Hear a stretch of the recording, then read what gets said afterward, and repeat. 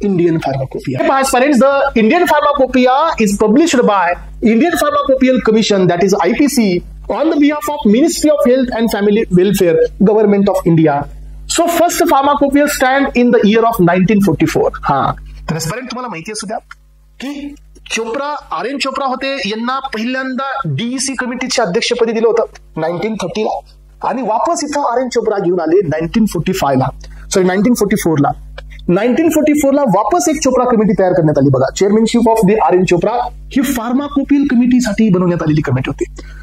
So यांनी काय केलं, इंडियन फार्माकोपियल लिस्ट दिली 1946 ला, ड्रग लिस्ट दिली सगळी पूर्ण, आणि यानंतर पायसपर्यंत 1948 ला सो फुल प्लेज्ड कमिटी नंतर अजून एक बनवण्यात आली. प्रत्येक जण याच्यामध्ये इन्व्हॉल्व करून प्रत्येकाला त्याचे रोल देऊन एक नवीन कमिटी 1948 ला तयार झाली.